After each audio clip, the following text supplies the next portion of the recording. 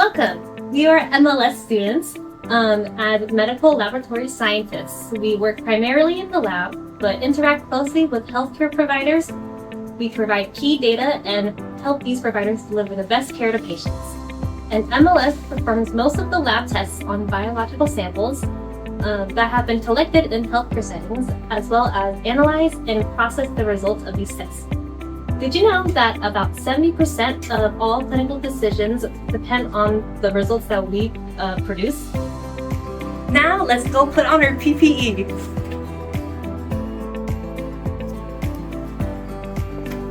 Now that we're properly attired, let's go check out the lab departments. In the medical lab, there are generally 4 departments: chemistry and urinalysis, microbiology, hematology, and blood bank. First up, the chemistry department. In that department, we're testing the levels of different substances in the blood and the urine, like glucose, to see if those levels are outside of normal range. All right, so our next department is microbiology, which is where we take organisms such as bacteria. We may get them from certain samples, such as stool samples, urine as well, or even blood, and then we put them on plates like this. Any growth can be an indication of a specific type of bacteria, or we might even go as far to then utilize other testing to further identify these so we can then diagnose and hopefully treat our patients.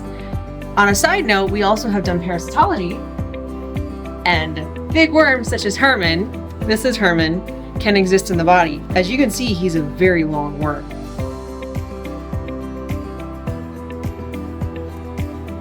Welcome to the hematology and blood bank departments, where we will analyze blood to screen for possible diseases of our patients. Here we'll perform complete blood counts and differentials, where we will count red and white blood cells and describe the cells we see. We will check a person's ability to carry oxygen in their cells, as well as their hemolytic rate. And then in blood banking, we will type a person's blood for transfusion medicine.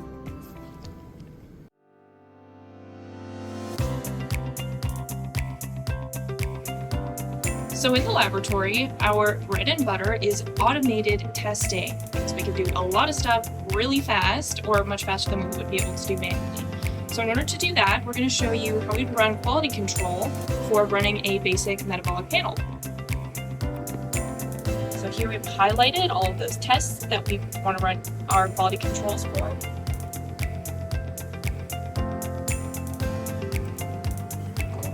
And now our analyzer is going to go in and do all of that work for us, so we don't have to do it by hand. So the probe goes into all of our little bottles that are preloaded here. And then we have our mixer that goes in. You can't see it, but it's doing all of that stuff in there. And it mixes everything together, our reagents and the quality controls, and mixes them in one of these little cuvettes. So we'll be able to show you what the cuvette looks like after it finishes running. So here's our finished cuvette. You can see all the little wells that were used to do our QC. So we can look at our results from our QC run. This is something that we would do every day in the lab to make sure that we run patients. We're going to get accurate results based on our quality control. So it will give us a graph like this for each of the analytes that we're testing.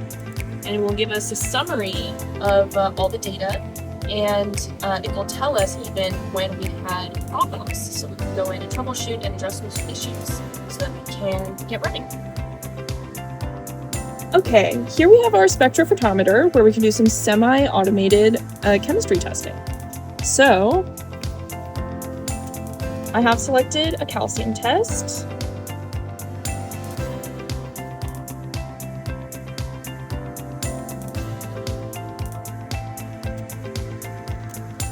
So the way we do this is we use some glass tubes, and we have our reagent.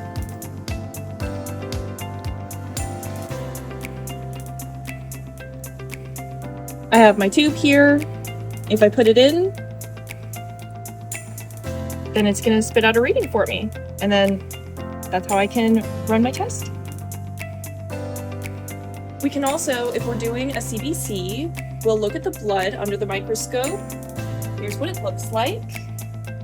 And we'll analyze the blood for various signs of disease states. We'll look at what the white blood cells, the red blood cells, and the platelets look like, how many there are, and report that to the doctor so they can have a better picture at that person's health.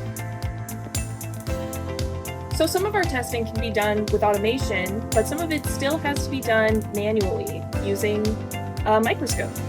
So here we have a positive blood culture. This person has gram-positive cocci in their blood. In microbiology, we can analyze different biochemical reactions such as fluorescence. Here we have Pseudomonas aeruginosa, and it fluoresces under UV.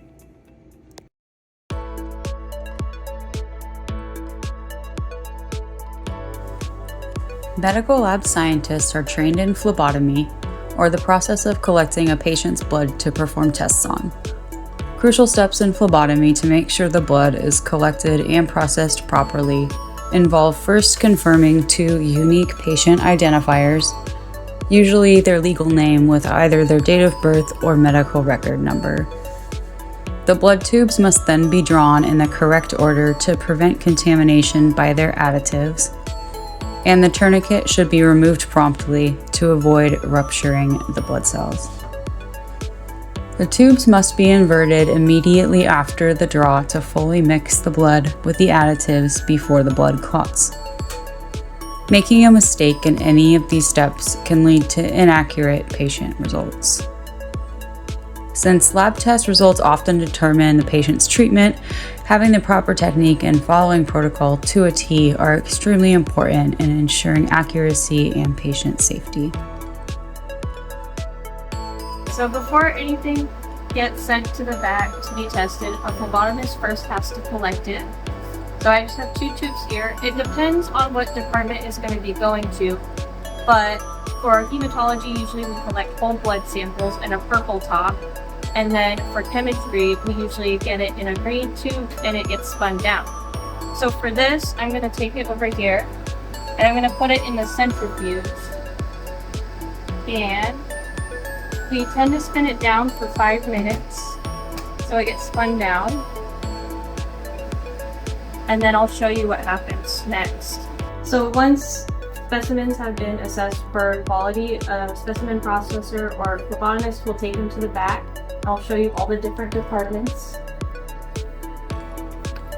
So blood bank specimens will go to blood bank here. And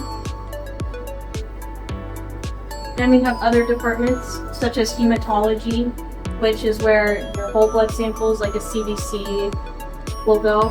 And then we have right here, which is where all your chemistry tests will go. Well, so things like BMPs or CMPs. And then back here, have microbiology. All these specimens will go, typically cultures, so these blood cultures, wound specimens will go back here to be assessed. And then there's other departments such as urinalysis that we do, and then coag or hemostasis, which is also in these other departments.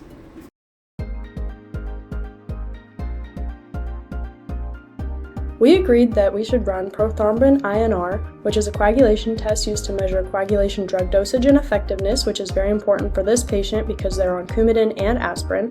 We expanded upon thyroid tests to include TSH, which is the most useful test for thyroid function, and free T4, which measures the active unbound portion of the major thyroid hormone.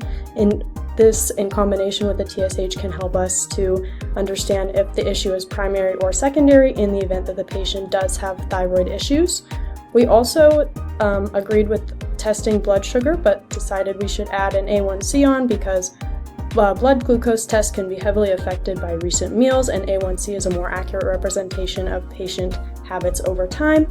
And then we decided to specify down from vitamin testing to specifically test vitamin D, which is very important for calcium absorption in the gut, and calcium is very important for bone strength. And then some other tests that we decided to add on to get a whole complete picture of the patient was a CBC with differential.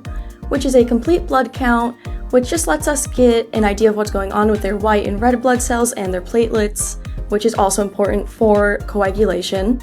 And then a differential will allow us to view the actual cells themselves and check for B12 deficiencies and anything similar. And then we wanted to add on a CMP, which is a complete metabolic panel, which just allows us to get a good general overview of what is going on in the patient with their kidneys, their liver, blood sugar, calcium, some of their electrolytes, and some other vitamins like the sodium, potassium, chloride, and it gets their protein levels as well. CRP is a C-reactive protein that is produced by the liver. It usually increases due to inflammation, infection, or tissue damage. And we just wanted to test that because we are concerned about the liver a little bit. And then our final test that we wanted to add on was a urinalysis test, which allows us to get a macroscopic view of it, of the urine, a specific gravity and glucose as well. If she has a high blood sugar, her glucose will show up in her urine, and the specific gravity will help us see if it is a type of diabetes or not. And overall, I believe with these tests ordered, we should have a good view of the patient and what is going on with her health.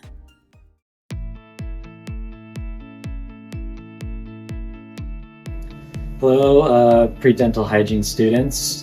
This is our testing results section, and we wanted to quickly go over some of the main results that we got back, as well as what you ordered. So we noticed high glucose in some of the readings, which immediately screamed to us that we're dealing with some form of diabetes. Also, along with the excessive thirst and the lifestyle choices of sugary drinks and sugary snacks in general, immediately screamed to us some form of diabetes. Now, when we ran our CMP, or Comprehensive Metabolic Panel, we saw some worrying issues with some of the liver and kidney metabolites. Kind of our main implications that we found were that there was damage in both the liver and kidneys. Metabolites like BUN and creatinine indicate kidney issues, along with AST, ALP, and ALP levels indicate some form of liver damage. Now, we also wanted to go over PT and INR levels, which were again indications of liver damage, as well as clotting issues either caused by the damage to the organs themselves or through the medications that they were taking. Now, we also wanted to go over some other notable results. We ran a blood culture, but nothing notable. We didn't find any bacteria or anything too worrying in that test in itself. Along with the CRP, it was very high, so obviously an implication of some form of inflammation, which you guys are acutely aware of already. So now that we have an idea of what we got going on, we can work to get our patient better.